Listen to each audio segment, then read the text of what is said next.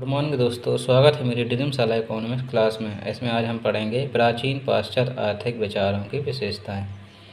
तो प्राचीन पाश्चात्य आर्थिक विचारधारा को विशेषता निम्नलिखित हैं। पहला है, प्राचीन काल में अर्थशास्त्र का विकास राजनीति शास्त्र के सहयोग से हुआ। प्राचीन काल था, उसमें अर्थशास्त्र का विकास किसके सहयोग से हुआ? राजनीति शास्त्र के सहयोग से हुआ था। उस समय राज्य का प्रभुत्व था, इसलिए अर्थशास्त्र का विकास केवल राजनीतिक विचारों के अधीन ही हुआ।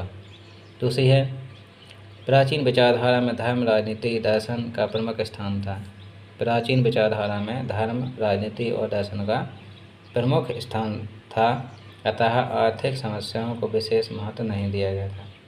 पहले आर्थिक समस्याओं को महत्व ज़्यादा नहीं देते थे, केवल धर्म, राजनीति और दर्शन को प्रमुख स्थान दे रहे थे। तीसरा है, श्रम के महत्व को भली भांति नहीं आंका गया था।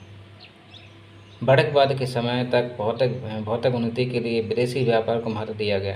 पहले विदेशी व्यापार को ज़्यादा महत्व दिया जाता था। एडम स्मिथ ने सर्वप्रथम श्रम विभाजन को महत्व स्वीकारा। सबसे पहले एडम स्मिथ ने श्रम के महत्व को स्वीकार किया। फिर है आपका, अच्छी और नैतिक क्रियाएं जीवन का सार मानी जाती थी, अतः व्यक्ति भौतिक संपन्नता, भोग विलास आदि से दूर रहना चाहता।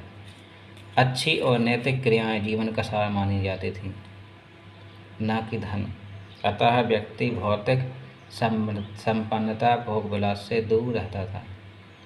महत्वपूर्ण आर्थिक क्रियाएं जैसे विदेशी व्यापार, वाणिज्य, राजस्व आदि की ओर प्राचीन विचारकों का ध्यान नहीं गया।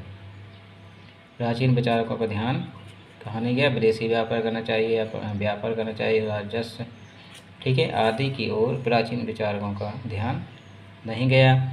उन्हें इस बात का आभास नहीं था कि ये क्रियाएं मनुष्य के विकास के आगे चलकर इतना महत्वपूर्ण स्थान प्रदान करेंगे।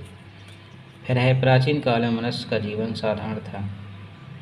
प्राचीन काल में मनुष्य का जीवन कैसा था?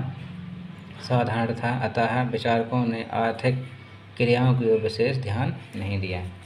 मतलब प्राचीन काल में लोग केवल साधारण जीवन जीना चाहते थे, इसलिए विचारकों का ध्यान इस ओर बिल्कुल ही नहीं गया। अब है, प्राचीन समय में राजा अपने धन की आवश्यकता की पूर्ति अन्य राज्यों की पराजित करके दूसरी संपत्ति हड़प कर बेगार द्वारा कर करते थे।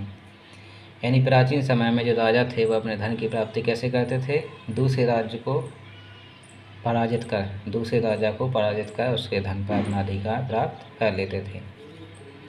फिर है, राज्य के प्रमुख प्रभुत्व के कारण व्यक्तिगत स्वतंत्रता, रुचियां और निर्णयों की